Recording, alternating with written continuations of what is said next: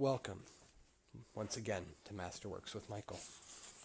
Tonight we'll be reading HP Lovecraft's short story, Nyarlathotep. Nyarlathotep, the crawling chaos. I am the last. I will tell the audient void.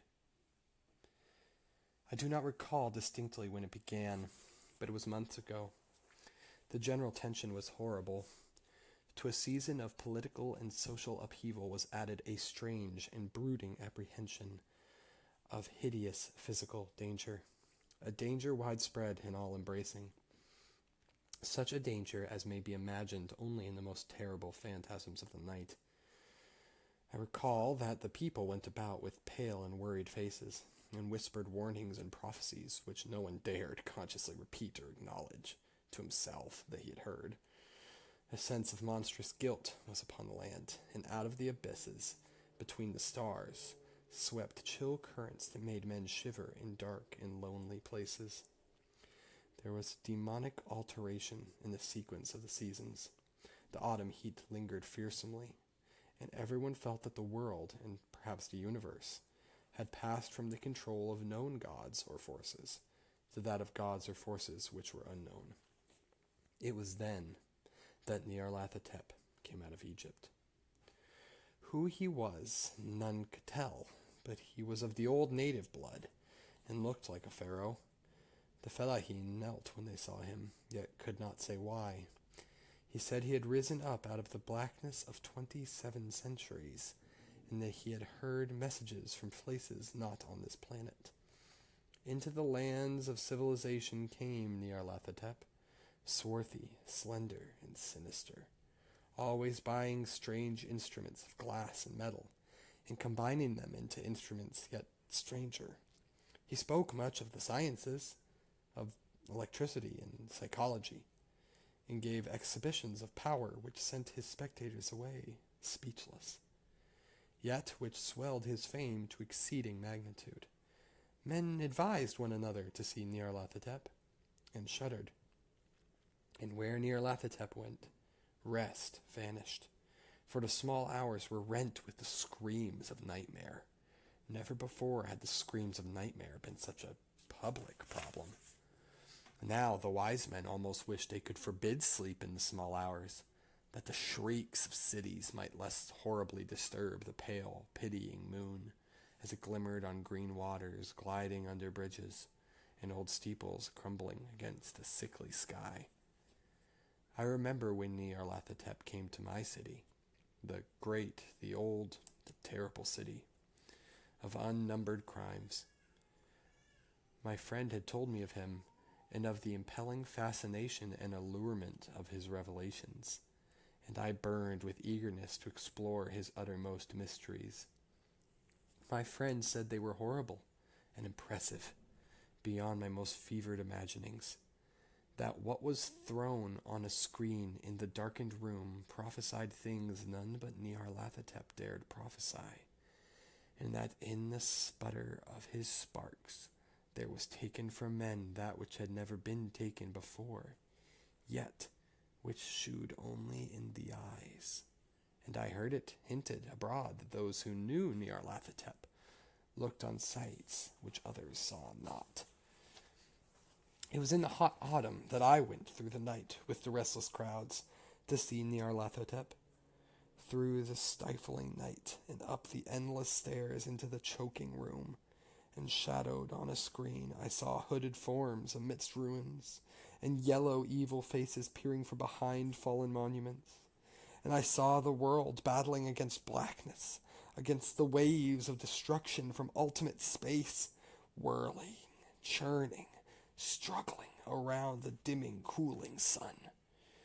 Then the sparks played amazingly around the heads of the spectators, and hair stood up on end, whilst shadows more grotesque than I can tell came out and squatted on the heads. And when I, who was colder and more scientific than the rest, mumbled a trembling protest about imposture and static electricity, Nyarlathotep drave us all out, down to the dizzy stairs, into the damp, hot, deserted midnight streets. I screamed aloud that I was not afraid, that I never could be afraid, and others screamed with me for solace. We swear to one another that the city was exactly the same, and still alive, and when the electric lights began to fade, we cursed the company over and over again, and laughed at the queer faces we made. I believe we felt something coming down from the greenish moon, for when we began to depend on its light, we drifted into curious and voluntary formations, and seemed to know our destinations, though we dared not to think of them. Once we looked at the pavement and found the blocks loose and displaced by grass, with scarce a line of rusted metal to shew where the tramways had run.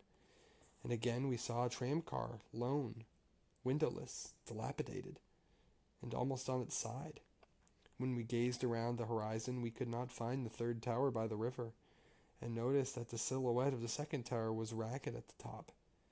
Then we split up into narrow columns, each of which seemed drawn in a different direction. One disappeared in a narrow alley to the left, leaving only the echo of a shocking moan. Another filed down a weed-choked subway entrance, howling with a laughter that was mad. My own column was sucked toward the open country, and presently felt a chill which was not of the hot autumn. For as we stalked out on the dark moor, we beheld around us the hellish moon glitter of evil snows. Trackless, inexplicable snows, swept asunder in one direction only, where lay a gulf all the blacker for its glittering walls. The column seemed very thin indeed as it plodded dreamily into the gulf. I lingered behind, for the black rift in the green-litten snow was frightful, and I thought I had heard the reverberations of a disquieting wail as my companions vanished.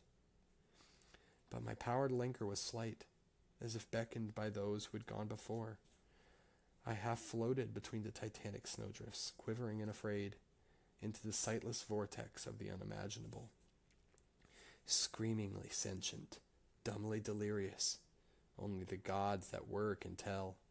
A sickened, sensitive shadow writhing in hands that are not hands, and whirled blindly past ghastly midnights of rotting creation.